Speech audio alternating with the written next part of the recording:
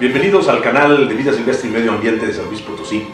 Este espacio lo hemos preparado para acercarnos a todos ustedes y exponer a manera de comentarios y de plática los diversos problemas ambientales de San Luis Potosí. En este programa, en esta ocasión, vamos a platicar sobre la Sierra de San Miguelito y nos acompaña Felipe Tobar, Pablo Morales y Edgardo de los Santos, su servidor. Y el tema es la Sierra de San Miguelito, que está en boga en este momento por la cuestión de que va a ser área natural protegida a nivel federal. La Comisión Nacional de Áreas Protegidas, por instrucciones del presidente de la República, inició el año pasado. El año pasado fue cuando se hizo todo el movimiento para que el presidente tomara las riendas de este asunto. Y quisiera hacer un poco de historia aquí con Felipe, con Pablo, sobre cómo empezó este proceso para que se decretara la sierra. Y si me permiten, voy a iniciar comentando, porque en 1999 empecé con la idea de que algo había que hacer en la sierra, y mi idea original era que tener un parque. Era un parque silvestre, ¿no? Y poco a poco, pasan los años, voy madurando la idea, y con un primo, Manuel, que me acompañaba siempre en las sierras desde hace más de 30 años, empezamos a ver que la ciudad tendía a irse a la sierra precisamente. Y en 2004 fue cuando decidimos crear una asociación civil para hacer lo que es un área natural protegida. De inicio pensamos que queríamos ser un área protegida de interés estatal.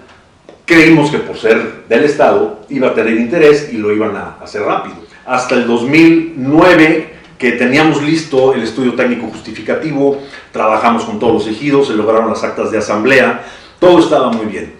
Pero el gobernador de ese momento, Marcelo de los Santos, pues no firmó el decreto. Él salió en septiembre del 2009, terminaba su gestión, y se quedó en blanco, teniendo todo listo para 45,000 hectáreas. La comunidad de San Juan de Guadalupe no quería participar, el ejido de Guadalupe Victoria tampoco quiso participar en ese momento, y se quedó fuera.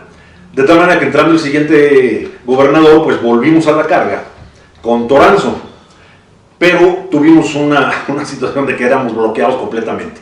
En todos esos años les quiero comentar que nunca tuvimos acceso fácil, fue muy complicado. Para empezar, no había los medios que tenemos hoy de internet, de las redes, ¿no? A la televisión, muy difícil, el periódico, imposible, decían mentiras, sacaban una cosa y decían otra. Y cuando ya entramos con el gobernador Toranzo, tuvimos nos pusieron un alto completamente, ¿no? Y ahí fue donde Felipe se entera de todo este asunto, se incorpora, y si gustas, Felipe, platicarnos qué pasó a partir de... Aunque yo no estuve desde el principio con ustedes, pero quisiera hacer una pequeña aclaración sobre lo que acabas de decir, porque me ha tocado, por otras razones, tener experiencia con los ejidatarios, con sus asambleas, y con la expedición de actas de asamblea. Y tú pasas muy rápido por las actas de asamblea que ustedes lograron sacar en cada uno de los municipios, pero vale la pena comentar lo difícil y los años que llevó, en este caso, en el caso de ustedes, sí, tener esas actas de asamblea, reunir a los ejidatarios, explicarles qué es lo que es un área natural protegida, cuáles eran las ventajas que iban a tener con esa área natural protegida, y por qué en esas actas de asamblea debía expresarse la voluntad de los ejidatarios, sí, de que su ejido fuera declarado área natural protegida. Es cierto. Ese es el asunto de las actas de asamblea, por lo que yo insisto, no se puede ir así tan rápidamente, sí, mencionando el acta de asamblea. Sí, es cierto, como hay muchos temas, pero es muy importante lo que dices, Felipe, y es cierto, y les platico. Del 2004 a enero del 2009, a febrero del 2009, 5 años, fue dedicado a hacer trabajo, primero talleres de educación ambiental con los ejidos, con 14 comunidades, y luego asistir a las asambleas, tratar de convencerlos. Fueron 5 años de estar yendo. Exactamente, ese es el punto, ¿no? Y finalmente logramos las actas, con mucha dificultad, como bien comentas, que bueno que lo mencionas, porque sí fueron años difíciles, pero con mucho entusiasmo lo estábamos haciendo. Cuando vimos que nada más había 45,000 hectáreas autorizadas por sus dueños, ¿por qué digo esto? Porque a nivel estatal la ley dice que se necesita la autorización de los propietarios para hacer un área protegida, cosa que a nivel federal no es así. A nivel federal se tomará en cuenta o se considera la opinión de los propietarios, que es muy diferente. A nivel estatal sí necesitábamos las actas. Y fue eso lo que nos llevó todo ese tiempo, ¿no? Y eran nada más 45,000 hectáreas. Hay gente que de muy mala fe han creído o han querido establecer que por estar nosotros coludidos, incluso, que lo menciono, hay gente que dice que los constructores, sobre todo ellos, el ingeniero Carlos López, financió a este grupo desde el principio, ¿no? Para que las cosas se dieran como él las quería. Nada más falso. Esa es una tendencia completamente, no una tendencia, es una mala información, una falsa información. Una falsa información para desacreditar un trabajo de muchos años y de muy buena fe. Entonces sí. Sí, y a pesar de que se le entrega en las manos al gobierno de Los Santos, tu pariente, la verdad es que se entrega en las manos todo el estudio hecho, el documento la declaración de la Sierra de San Miguelito como área natural protegida y todos los anexos que incluyen las actas. Así es. Las actas del ejido en las que se acepta, en las que se expresa la voluntad de los ejidatarios para que se conviertan sus ejidos en áreas naturales protegidas, no avanza el proyecto. ¿Sí? El gobernador de Los Santos no declara la sierra área natural protegida. En esos años entramos en contacto, aunque yo conocía de su existencia y era soy un enamorado de la sierra de San Miguelito. Entro en contacto con ustedes y empiezo a trabajar contigo. Empezamos a trabajar durante el gobierno del doctor Toranzo. ¿Sí?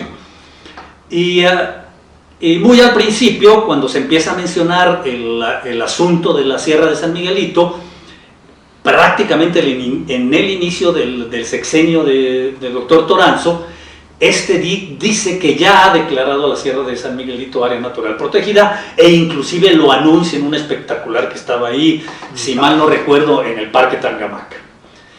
Luego de eso tenemos una reunión, yo con otras personas, no estabas tú entonces, en esa reunión, y yo le reclamo al gobernador el hecho de que no haya declarado a la Sierra área natural protegida y sin embargo la esté declarando ya como una obra de su gobierno y anunciándola en espectaculares. En esa misma reunión, a raíz de esa discusión un poco agria que se tiene con el gobernador, a la que asistió también su secretario de gobierno Aranda se interesa de una forma casi personal por ello.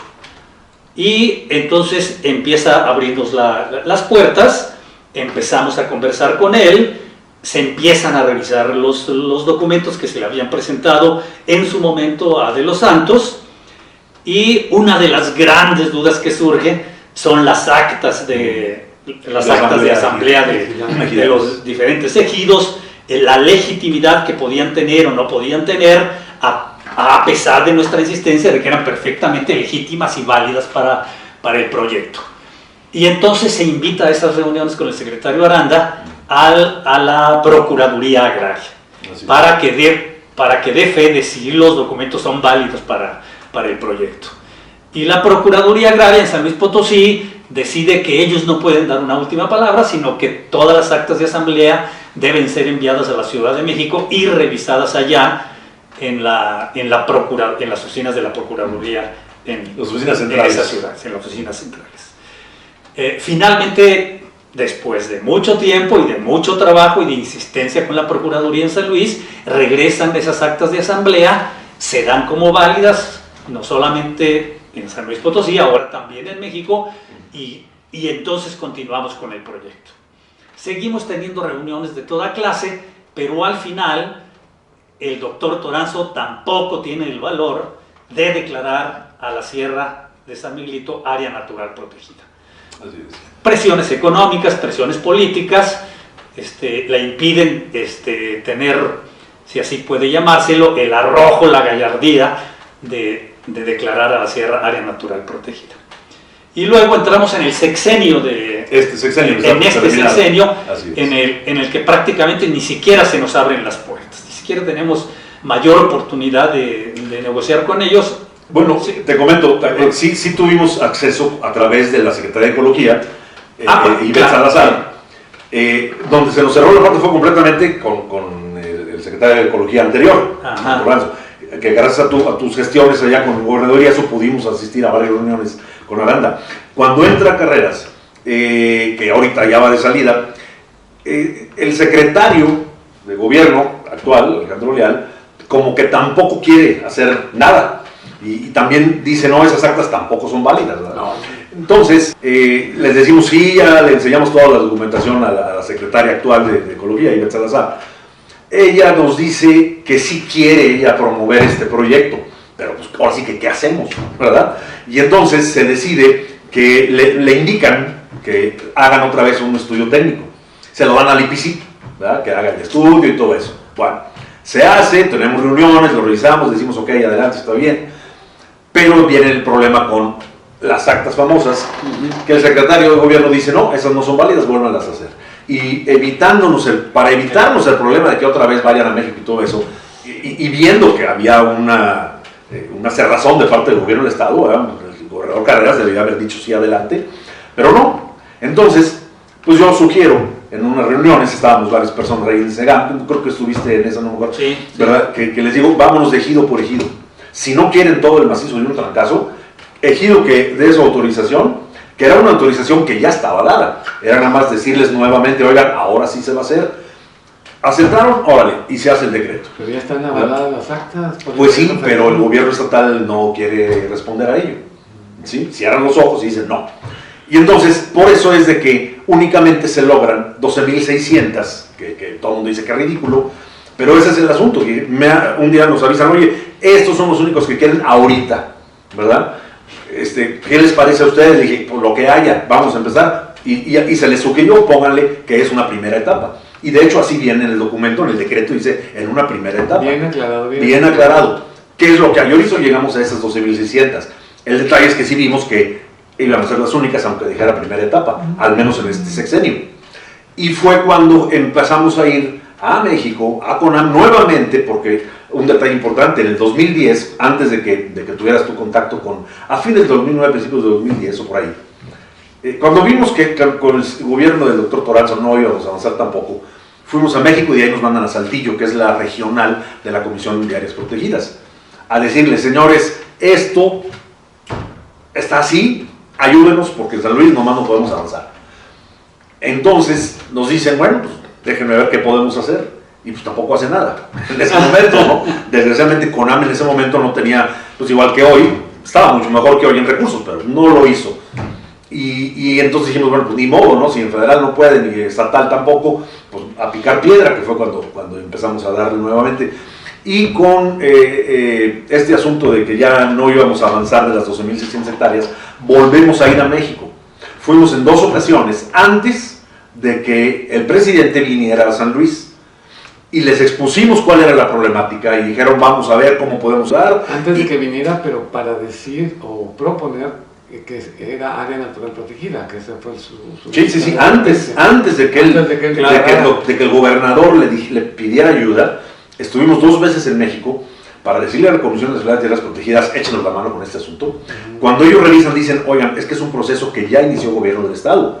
Tenemos que forzar a que el gobierno del Estado lo termine, ¿verdad? Pero en eso, con la presión, empiezan a incorporarse grupos nuevos a este ambiente. Por fin, después de 14 años, se empiezan a incorporar nuevas gentes, nuevas personas a este esfuerzo, unos de buena fe y otros de mala fe, hay que decirlo. Y es cuando el gobernador decide entregarle la estafeta al presidente y el presidente la toma. Y aquí yo quisiera comentar que en esas reuniones en la Ciudad de México pasan y se escuchan cosas que de alguna manera parecen inauditas en un proyecto como este, en un trabajo como este. Ya habían tenido lugar los últimos siniestros tanto en las sierras de San Miguelito como en las sierras de San Pedro, aunque desde luego esos incendios forestales fueron mucho más extensos y hicieron mucho más daño en la sierra de San Miguelito. Así que cuando nosotros estuvimos ahí, una de las cosas que se mencionaba es que podíamos de cierta manera estar tranquilos porque al menos toda el área dañada por el incendio forestal no podía tocarse en al menos 20 años. Entonces, eso se mencionaba, se mencionaba como una cosa que debía darnos tranquilidad cuando nunca nos dio tranquilidad, ni podía darnos tranquilidad el hecho de que esa enorme cantidad de hectáreas de la Sierra de San Miguelito hubieran sido dañadas de esa manera. Pero bueno, cosas de esas llegaron a decirse en aquella reunión. Sí, y después de esto, para continuar, quiero también hacer otra aclaración. Un día, hace ya algunos años, una persona de gobierno, con una risita socarrona, después de que platicamos sobre el proyecto y que nomás ya había pasado un sexenio y otro y no se decretaba nada, me dice, riéndose, me dice, bueno, ¿y si conoces la sierra? Es importante esto, comentarlo, ¿no? Yo conozco la sierra, mi papá me empezó a llevar cuando yo tenía 7 años, a Maguey Blanco, y luego posterior 2 años, 3, fuimos al Tepoztlán, y desde entonces, igual que tú, Felipe, o sea, recorríamos la sierra, la Cañada del Lobo y las partes de aquí cercanas, y realmente pues conocemos la sierra y por eso es de que nos gusta, la queremos y entendemos el problema. Y es el punto que quiero yo tocar posterior, la problemática que se tiene hoy. Para cerrar este primer bloque, cuando ya el presidente toma la iniciativa de que se decrete la sierra, había un antecedente que hay que mencionarlo, entre Pablo y su servidor hicimos una carta cuando estaba en campaña el presidente, ¿verdad? Y me dice Pablo, llévasela, iba a haber una reunión de empresarios aquí en el Holiday Inn, bueno, en el hotel, el hostal, y ahí le mencionamos de la necesidad de la protección de la sierra y también le comentamos sobre otras cuestiones, ¿no? de delegados y todo eso. Era entonces candidato. Fue la primera noticia que tuvo el presidente. ¿Se la entregaste? Se la entregamos personalmente, de hecho, en propia mano. Y de hecho, hasta me da risa este detalle, porque ¿quién se le puede acercar a un candidato que va a ser realmente el presidente con esa facilidad en años anteriores? Muy difícil. Nos fuimos siguiéndolo hasta que se sube en su coche y en su coche veo que abre la carta y empieza a leerla. Así, o sea, con esa frescura. Por eso podemos asegurar que sí la leyó. Se enteró. ¿Verdad? Se enteró perfectamente era una carta breve donde mencionábamos la sierra y eso. Pero se especificaba Sierra de San Miguelito. Sí, no, por supuesto. Sí. Decía, no me acuerdo bien las palabras, por ahí tenemos la carta. Pero bueno, ese fue la primera introducción, digamos, que se le dio al presidente. Y cuando el gobernador le pide su apoyo, ya de presidente, en el 2019, yo pienso que fue una situación, no sé ustedes cómo lo vean, como decir, esto es una bronca, una papa caliente, ayúdanos a nivel federal, ¿sí? Porque el problema es la definición del polígono a proteger. Creo yo que ese es el meollo del asunto, ¿no? Y de la incorporación de ciertos grupos y personas a este movimiento, de muy buena fe hemos hecho desde esos años, del 2004, y que se ha convertido en un polvorín, por así decirlo, ¿no? De descalificaciones absurdas por esto y por otro y por aquello, ¿no? Vamos a hacer una pequeña pausa y regresamos rápidamente.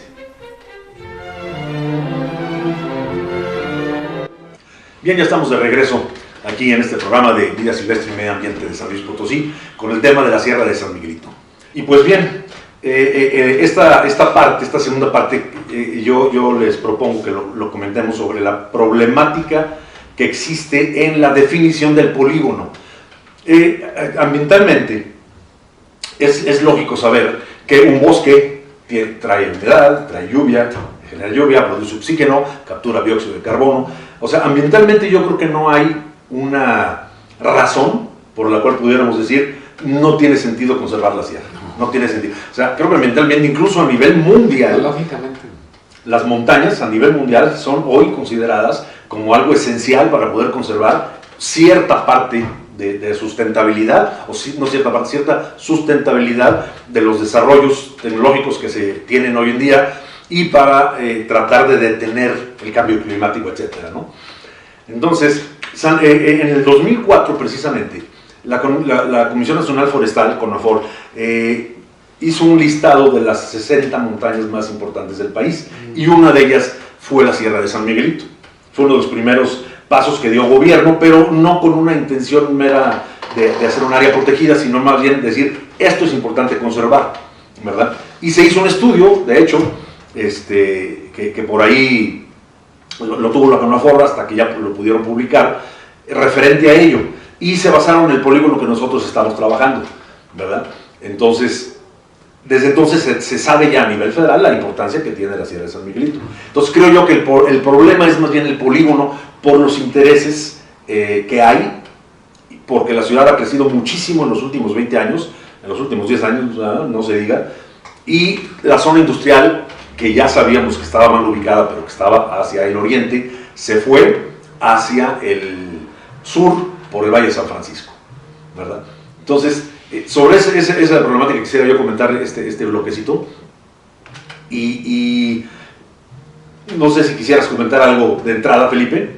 Sí, bueno, aclarar eso precisamente, que aunque la extensión de la sierra es de aproximadamente unas 80.000 hectáreas, números redondos, hectáreas, porque es el macizo. Que luego en el proyecto original se pretendía declarar área natural protegida a aproximadamente 45.000, al menos 45.000 de esas 80.000 hectáreas, y que finalmente no se declararon más que 12. No se han declarado todavía. Las 12.600, Bueno, sí, esas sí, que son a nivel estatal, sí. se declararon en septiembre de 2018.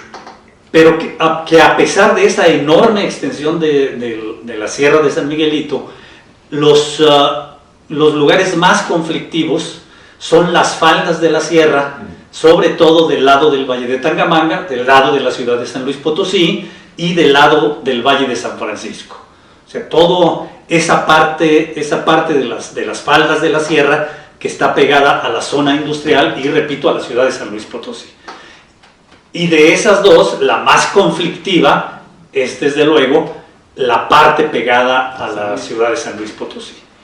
Sí. Y que toda esa no pertenece a ningún ejido, no es un ejido el que está involucrado en esta disputa, sino es la muy conocida comunidad de San Juan de Guadalupe, que pretende tener propiedad de esas tierras, o dice tener propiedad de esas tierras, desde los días de la corona española, y que desde los días de la colonia ellos poseían no solo esas tierras, sino poseían terrenos hasta lo que hoy es aproximadamente el barrio de San Miguelito.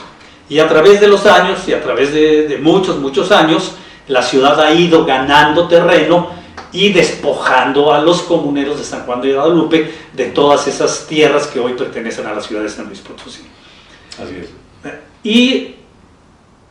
Y hay un enorme interés por los fraccionadores de San Luis Potosí, por ciertos fraccionadores de San Luis Potosí, por quedarse con esas primeras lomas que miran a la ciudad de San Luis Potosí, que incluyen la cañada de lo que se llama la cañada de Maguey Blanco, la cañada de Lobo, el cerro de la Corona, el cerro del Tambor, lo que alguna vez se conoció como el cerro de López Dávila, porque había hoy un anuncio del tristemente recordado exgobernador López Dávila de San Luis Potosí.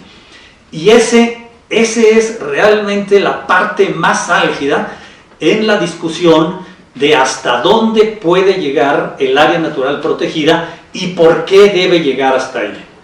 ¿Por qué existe de parte de todos los grupos nuestros que estamos interesados en que se declare a la sierra área natural protegida? ¿Por qué es tan importante esos primeros cerros que uno pudiera pensar que no tienen mayor importancia en esas funciones primordiales que tiene la sierra frente al valle, que es la regulación del clima, que es la regulación de las lluvias, que es la purificación del aire, cuando son cerros que no tienen mayor vegetación, que son lo que tú denominas los cerros pelones, ¿sí? Sí. Pero, la piedra que le dicen, sí, pero el asunto es ese, es el interés de los fraccionadores, los primeros acuerdos que ellos han tenido con los comuneros de San Juan de Guadalupe, lo que en buena parte tiene detenido este proyecto. Y el asunto se convierte muy delicado porque deberían ser los comuneros los que estuvieran más interesados en conservar todos esos terrenos, toda esa parte de la sierra que les pertenece como área natural protegida, y ser la contraparte de los fraccionadores, a los que interesa solo el negocio que pueden realizar con los fraccionamientos, generalmente fraccionamientos para un sector socioeconómico más elevado, o para el sector socioeconómico más elevado.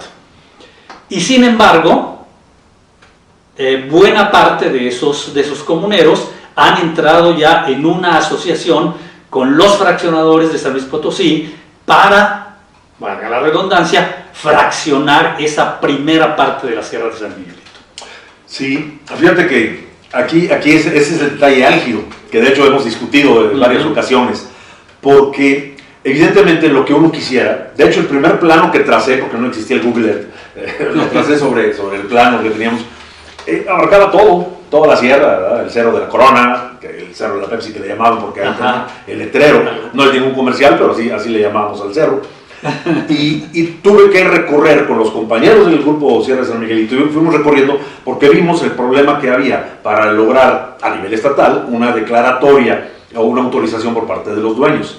¿Qué es lo que nos decían los dueños en ese entonces? Nunca pudimos tener desgraciadamente una asamblea formal con los comuneros, no nos lo permitían, pero fuimos entendiendo al paso de los años qué es lo que pasaba. Dicen, nos han despojado durante muchos años de muchísimo terreno, porque la ciudad lo necesita, porque va a crecer. El último despojo que les hizo el gobierno fue el Boulevard Rocha Cordero, que no se los pagaron. Por eso es de que está detenido el puente que está frente a la feria, porque lo estaban construyendo, y entonces dijeron los comuneros, mira qué bonito, ¿verdad? Quieren seguir construyendo sobre lo que nunca nos pagaron, porque tenían que indemnizar por ley a los propietarios al haber construido todo eso. A lo largo de muchos años ya es mucho dinero. Entonces ya tiene 12 entonces, años, incluso el puente ese que mencionas. ¿no? Estaba precisamente el papá del hoy alcalde Javier Nava, estaba en la Secretaría de Desarrollo Urbano, cuando lo empezaron a construir, y a él le tocó el problema de que le dijeron los comuneros, nomás no, hasta aquí no.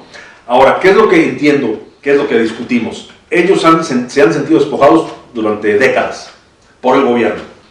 Hoy que tienen la oportunidad, dicen ellos, y lo dicen genuinamente, y tienen razón en ese aspecto, la última oportunidad que tenemos para hacer negocio, nosotros como dueños de la tierra, por herencia... Para tener beneficio. Para tener beneficio económico. Se oye como voraz. Para tener beneficio. Vamos a usar tus palabras. Sí. Para obtener beneficio de sus tierras es unirse de algún modo con los constructores para construir, y ellos llevar una parte de esa construcción, ¿verdad? Como ya han pasado otros despojos más fuertes, que si la garita, que si aquí, que si allá, donde no les pagan bien, o lo que quieran y gusten, o que hay abuso por parte de los constructores. En esta ocasión no están tratando de abusar totalmente, vamos a llamarlo así. Están tratando de llegar a un acuerdo donde todos lleven una parte. Y la mayoría de los comuneros está de acuerdo en hacerla. Ese es el problema. Hay un grupo de comuneros que están en sentido contrario, al que no lo quieren, pero pues viendo cómo es una situación, no es tanto que no quieran, porque quieren nada más cuidar su sierra. Todos ellos quieren cuidar la sierra, pero lo que quieren es hacer el negocio, obtener el beneficio y estar a la cabeza de la negociación, que es lo que les deja pues más les reditúa mayor, ¿no? Ese es el conflicto, quién está a la cabeza de la comunidad, que es el que va a poder llevarse más. Entonces, en este momento la ciudad tiene una problemática muy fuerte de movilidad por el pésimo, más bien no hubo diseño, por la pésima forma en que se desarrolló la ciudad. Tenemos en el oriente la zona industrial, una zona incipiente industrial que se va a crear acá hacia salida Zacatecas, por aquella zona, pero ya lo grande está de este lado, y hay muchísima gente que vive al poniente. ¿Cómo trasladas a la gente? Entonces tenemos de las lomas a la zona industrial, es un cuello de bota, y tenemos en la carretera 57. Hay gente que sí nos dice, no, que se vayan por abajo, que se vayan por el lado, o un segundo puente, ¿no? Un segundo piso. Un segundo piso, perdón, se llegaba a pensar, ¿no? Pero también se necesita vivienda. Se tiene un estimado de cuando menos 500,000 personas más viviendo en esta ciudad de aquí a los siguientes 20 años, porque vienen nuevas empresas que van a traer a más gente de fuera. Vamos a resolver el problema que hay. Hoy ya se tiene el problema, hoy es un embudo terrible en la carretera 57. Si tú arreglas el Boulevard Rocha Cordero, va a desembocar a la 57 a la altura de allá en la Avenida Industria. O sea, es lo mismo. Entonces, lo que hemos discutido es que yo sí propongo que tengamos el mal menor, que es una vía alterna por arriba, una que ya está casi construida, que va por el aguaje, porque el aguaje bien tenía ya un desarrollo planeado, elegido, que era un titipuchal de casitas ahí en su ejido. Llegan unos urbanizadores y les dicen, no, espérate, vamos a hacerlo bien, que es lo que están haciendo ahorita, ¿no? Que también no se quiere que se haga, porque pues son cerros, que es la orilla, es la parte que debería ser de amortiguamiento para la parte de adentro de la sierra, donde empieza el encino. Pero dice uno, bueno, el mal menor, ¿cuál puede ser? Meter una vía que sea el límite y de ahí acá que hagan sus construcciones, sus desarrollos, porque ¿qué problema veo yo, Felipe y Pablo, que lo hemos platicado? Tener un área protegida donde los dueños, o al menos la mayoría de los dueños, no quieren el área protegida porque no les permiten hacer una negociación. ¿Cómo vas a meter un plan de manejo? Lo puedes meter, lo puede imponer la CONAM, pero los que hacen el manejo son los dueños de los terrenos, no es la CONAM en sí. Si ellos no quieren, no van a hacer el plan de manejo, no lo van a llevar a cabo. Ahorita tenemos este gobierno que parece firme en esta situación. ¿Quién nos dice que en 5, en 10 años va a haber otro presidente de la República que diga, no señores, esto estuvo mal hecho, y deroguen un decreto así? Digo, puede haber la posibilidad, es difícil, pero no es imposible. Y entonces sí nos podemos quedar sin nada. O que digan, bueno, vamos a modificar aquí el plan de manejo que se hizo porque no se consideró esta situación y salgamos perdiendo más de lo que hoy los comuneros están ofreciendo para hacer área protegida. Son entre 8 y 10 mil hectáreas, que es prácticamente de donde empieza el encino hacia el centro de la sierra. Había un proyecto antiguamente, en el 2004, 2005, que querían meterse hasta el centro. Y ese sí, estábamos opuestos, siempre estuvimos opuestos y hasta hoy, pero hoy ya no se plantea eso. Hoy se plantea únicamente la parte de enfrente. ¿Nos gusta? No. ¿Sería lo mejor? No, tampoco. Pero que yo pienso para darle solución o una posible solución a este conflicto. El conflicto habitacional. Habitacional y de movilidad es ceder esa área para ganar muchas más hectáreas. Ahora, el otro punto es que si los comuneros en un momento dado deciden subirse y repartirse ellos un espacio, aunque sea área protegida, poco a poco van a ir poniendo sus casitas, ¿verdad? Como estaba hace 40 años la parte que está alrededor de la Apostólica, ¿verdad? Sus casitas de ladrillo, medio de cartón, y pues poco a poco se van a ir subiendo, porque quieren vivienda, porque no tienen dinero para hacer otra cosa y porque pues, es su terreno. Y será muy área protegida, pero se van a empezar a subir y vamos a tener drenajes al aire libre y todo eso. Eso es otro problema que debemos de considerar. Alguien va a decir, no, bueno, siendo área protegida no se pueden subir. Frénenlos cuando ya empiezan a subirse. ¿Sí? Ese es un problema que yo también veo muy complicado, que después tendrían que venir a resolver las siguientes generaciones, pero ya a lo mejor llena la sierra, o al menos no la sierra, sino estos cerros de enfrente de aquí al sur de la ciudad, pues llenos de un subdesarrollo que ni ellos mismos quieren, porque ellos también saben que es mejor tener una cosa muy bien desarrollada, aunque sea limitada, urbanizada, a ese tipo de cosas, ¿no? No sé ustedes qué opinen de este punto. Bueno, yo quisiera nada más decir algo por lo que mucha gente me critica muchas veces, pero siempre tengo que decirlo porque me parece que las cosas son así. Una es que en el caso de la ecología y el cuidado del medio ambiente, no se trata de cuidar al planeta Tierra. El planeta Tierra se cuida solo. Y el día que nosotros llevemos las cosas, nosotros como humanidad, llevemos las cosas a tal grado de manera que la Tierra colapse,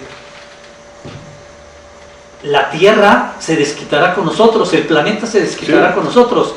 El planeta volverá a renacer, el planeta se recobrará. Con nosotros, los que dejaremos de existir somos la raza humana.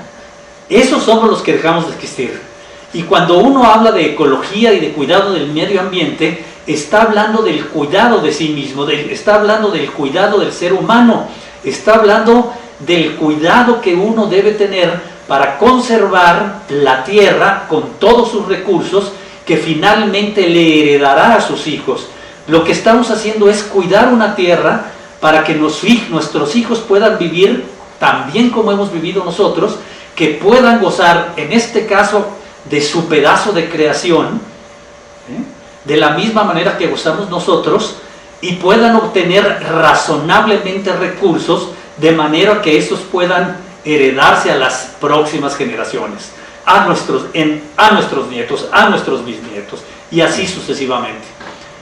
Y eso lo digo porque cuando la gente habla de que en el momento de declarar a la Sierra de San Miguelito área natural protegida, es necesario considerar una determinada inversión o un determinado presupuesto, porque se tiene que tener primero un plan de manejo.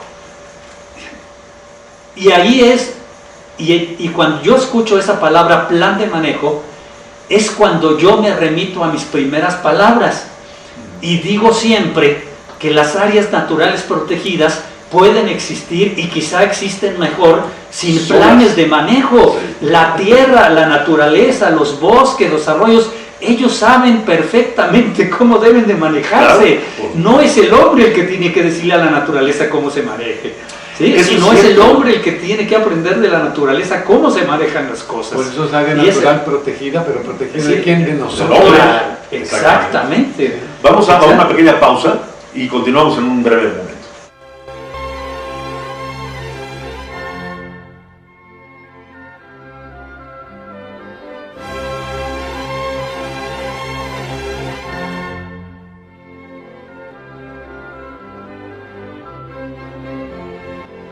Bien, ya estamos aquí de nuevo en esta tercera parte, en este tercer bloque, y retomando lo que comentaba Felipe. Importantísimo porque es algo que hemos peleado desde hace años, discutido tanto aquí en San Luis como en México, los planes de manejo. Ya muy específicamente en el caso de la Sierra de San Miguelito, y refiriéndome también a lo que tú acabas de comentar, desde luego que siempre existe el peligro de que la gente no respete luego los límites de esa área natural protegida. Sí. Pero habrá que tener cuidado de que se respete. Uno no puede vivir siempre pensando en que los resultados serán negativos, en que la ley en este país nunca se respetará, en que los mexicanos nunca aprenderán a respetar la ley. Eso tiene que cambiar, y tendrá que cambiar también en el caso de las áreas naturales protegidas. Tendrá que crearse conciencia, y eso no incluye un plan de manejo ni grandes presupuestos de dinero. Tendrá que crearse la conciencia de que hay que respetar esa área natural protegida, porque con ello el ciudadano se está respetando a sí mismo. Fíjate que sí. Nada más déjame terminar. Sí. Ya en el primer intento que hicimos de hacer esta clase de grabaciones, mencionaba yo la manera como en mi niñez y en mi primera juventud veía subir a la gente de Tierra Blanca, el pueblo que está al lado ahí del Cerro de la Corona, cómo subían a la sierra a traer leña. Leña, carbón, sí, estaño. Y cómo había mucha gente que subía porque tenía rebaños muy grandes de ovejas. Si bien los rebaños de ovejas sí causaban una gran erosión en el terreno, las cabras, sí, pero curiosamente los leñadores no, y los leñadores contribuían porque no iban a tirar árboles. En realidad lo que querían era leña para el servicio de sus hogares. No, bueno, ya había venta de leña, es que hacían carbón en esa época. Sí, pero no era necesariamente algo que podía llamárseles leñadores. ¿Sí? O sea, no iban a derribar árboles para cargar sus burros de leña. En realidad lo que iban haciendo era limpiando la sierra de todo ese chaparral que iba secándose, o árboles que quedaban secos, y de eso era de lo que hacían su leña, de eso cargaban sus burros. Déjame comentar algo bien importante sobre eso. Había un señor, don Isidoro Monreal, que ya en paz descanse, me enseñó mucho la sierra. Él fue leñero, así sea, soy leñero. Y de niño sus papás lo dejaban cuidando los hornos de carbón. Sí, que es un buen término el de leñero, porque una cosa es ser un leñero y otra cosa es ser un leñador. Exactamente. Y me comentaba que en aquellos años las veredas estaban abiertas. Me dice, había menos árboles, porque sí la aprovechaban, pero había lobo, había puma, que hoy todavía hay, bendito sea Dios, hay ándelo, pero había lobo, o sea, había más gente yendo a hacer extracción de cuestiones de la sierra, pero no afectaban el ambiente a tal grado como lo hacemos, como lo hace el ser humano cuando todo lo quiere explotar. Y a eso voy con lo que dice de los planes de manejo. Un plan de manejo es para hacer un uso racional de la sierra. del monte, o de cualquier área protegida, ¿no? Para Uno no se lo dañarla. sabe, para no dañarla y para corregir lo que se haya perjudicado, afectado en un momento dado. Pero muchas veces, o más bien la mayoría de las veces, la gente, dueños de las sierras, sobre todo ejidatarios, quieren seguir lucrando, sacando algún beneficio económico con la conservación. Tienen el genuino derecho, pero finalmente dice uno, caray, es que se trata de conservar. Estamos tratando de conservar lo que acabas de decir, que lo hemos comentado. Es conservar. Cuando fue el incendio que quería mucha gente ir a reforestar y vamos a plantar árboles y esto, era un problema, es cuando no se entiende cómo son los procesos. Dices, es que primero no es una sierra para poner un arbolito y que crezca solo. Hay que estarlo cuidando, hay que estarlo regando, de dónde va a sacar el agua, etc. Entonces, si la dejas sola, va a estar sola, en 15, 20 años va a estar recuperada. Ya, nomás no lo van a aprender a otro cerillo. Claro. Nada más, ¿no? Entonces, realmente sí voy de acuerdo con eso, de los planes de manejo. En ciertas áreas serán necesarios, en otras no, ¿verdad? Nada más regular, sí, quiénes entran, cómo entran, qué van a hacer, que los guías sean los mismos de las comunidades. O sea, un sistema de ecoturismo famoso, ¿no? Porque a la gente le interesa. Entonces ya es un plan de manejo. Y ya es un beneficio, ¿verdad? Pero, entonces, el problema principal, como hemos platicado, está en la comunidad de San Juan, por los intereses de desarrollo, en el aguaje, que ya está ahí al lado, en Guadalupe Victoria, que ese ejido nunca ha querido ser área protegida, no sé por qué, pero no ha querido desde el año 2004 o 2005, que hemos trabajado con ellos, no quieren, y detener las urbanizaciones, que también son importantes, que se quieren hacer hacia el lado de la iglesia del desierto. Decir, espérate, de la iglesia del desierto para dentro de la sierra no se metan. O sea, que sea un santuario no nada más religioso, sino también ambiental. Sí, ya cruzó una carretera, pero pues ahí está la carretera, es necesaria, se hizo. Y hemos visto atravesar zorras, coyotes y cuanto gato montés de aquel lado, ¿no?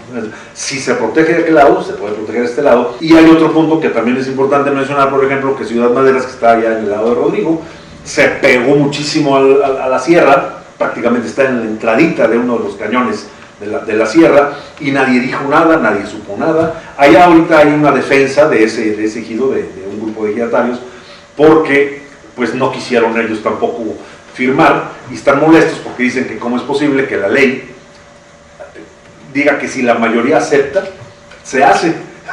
Desgraciadamente fue mayoría la que aceptó venderle a Ciudad Maderas, y los que dijeron que no querían, pues están en pleito, ¿no? Desgraciadamente, pues así es esto, ¿no? La mayoría acepta y no. Ahí es donde debe entrar la autoridad como reguladora. Es ahí donde es bien importante que tengamos autoridades competentes, que sepan, que entiendan, les guste lo que hagan y no quieran lucrar con sus puestos. Y decir, pues tú comprarás, pero esto se frena. Tú comprarás, pero este es un área de protección. Tú compraste, pero es un bosque, no lo puedes tirar, ¿no? Ese punto también es muy importante. O sea, vienen las elecciones el año que entra de presidente municipal, gobernadores en muchos estados y legisladores. Digo, hasta en eso hay que poner atención. Dice uno, oye, no me gusta la política. Pues no, pero todo lo que hacen ahí nos repercute en lo que sucede acá. Y es uno de los problemas que hemos tenido para hablar el decreto de protección. ¿Creen ustedes que en un momento que pronto vaya a lograrse, está ya la consulta por empezar? Habían dicho que en diciembre la CONAM se retrasó un poco, este asunto del COVID ha cambiado ya, muchas cosas. como estamos ya hasta enero. Bueno, es que dijeron diciembre o ya la pasaron para enero.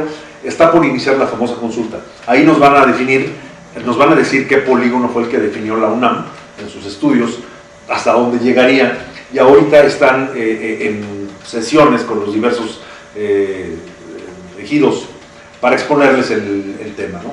Y uno de los ejidos que no quiso pues, ni siquiera casi escucharlos fue la comunidad de San Juan de Guadalupe, y no los quiere escuchar porque dicen es que ustedes no los escuchan, pero no los escuchan ustedes, ¿no? Entonces yo creo que es un punto importante que la ciudadanía debemos de entender hasta dónde conviene hacer ciertas cosas, como en este caso hasta dónde conviene el límite, cómo podemos empujar ciertas cosas, porque también tener un razonamiento, ya es mi personal punto de vista y de otras personas, es decir, sabes que aquí no se construye ni un metro más, que sería lo ideal, pero no se puede. ¿Por qué veo que no se puede? Por la situación de desarrollo que se tiene.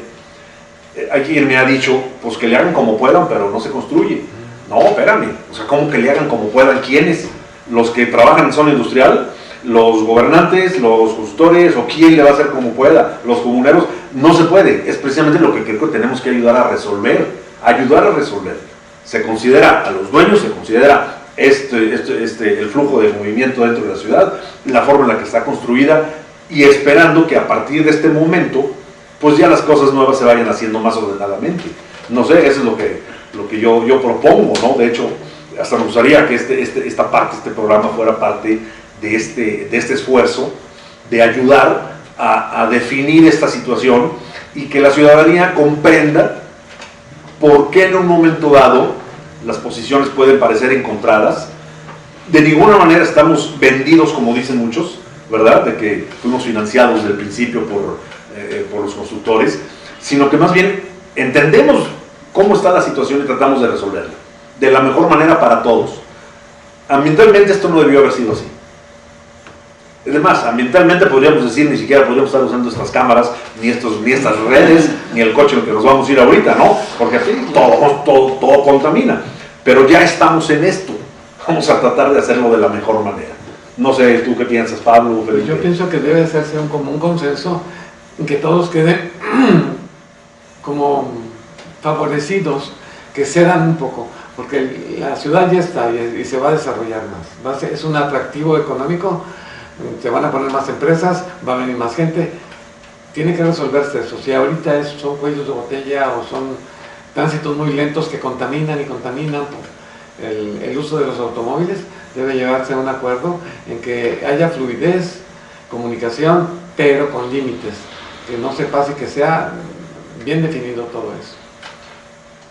Felipe, ¿algún último comentario o algo más que quieras externar? Yo creo que el hombre siempre contamina de alguna manera. Siempre contamina porque el hombre no es perfecto. Y no es perfecto en ninguna de sus obras y en ninguno de sus actos. Y en el mismo momento en que entra en contacto con la naturaleza, con la flora y la fauna que lo rodea, el hombre de alguna manera empieza a afectarla. Sí. El problema gravísimo es que el hombre no tenga conciencia de ello, que las sociedades no tengan conciencia, que cada uno de los individuos que la forman no se percate de los actos en los que está cometiendo una falta ecológica. Si cada uno se percatara de eso, si cada uno se interesara por su medio ambiente, desde luego que la contaminación, desde luego que esas faltas ecológicas serían mucho menores. Y en el momento en que toda la sociedad como tal adquiera esa conciencia, el detrimento ecológico, el detrimento ambiental se irá reduciendo poco a poco hasta que encontremos la forma o la manera de que a pesar del tamaño tan enorme que tienen ya nuestros asentamientos, los asentamientos humanos, podamos vivir en concordancia, en paz, con alegría, con la naturaleza. Y bueno, y me gustaría decir algo que ya mencioné también en nuestro primer intento, y es retar a la inmensa mayoría de los mexicanos, en este caso a la inmensa mayoría de los potosinos que profesan la religión católica, que lean lo que dice su sumo pontífice, que lean el Laudato Si, y ver lo que dice ese sumo pontífice sobre los pequeños pecados ecológicos, dice él. Porque en esa encíclica hace mención no solamente de las grandes explotaciones, que son las que más daño causan a la naturaleza y al entorno. No solo se refiere a las grandes mineras, a las grandes petroleras, a las grandes empresas transformadoras, contaminadoras del aire y del agua. No solo se refiere a ello, el Papa se refiere muy específicamente a cada uno de los católicos que cometen pequeñas faltas ecológicas y a la suma de esas faltas ecológicas. Y hace referencia a la creación, utiliza esa palabra, la creación, o sea, lo que el Señor, lo que su Dios, el Dios de cada uno de nosotros, ha creado para que lo disfrutemos en la tierra. Entonces, lean Laudato Si y piensen todos los días en crear ese pequeño pedazo de creación que Dios les ha dado para que vivan. O sea, que piensen en cuidar el valle, las sierras, las montañas, los arroyos.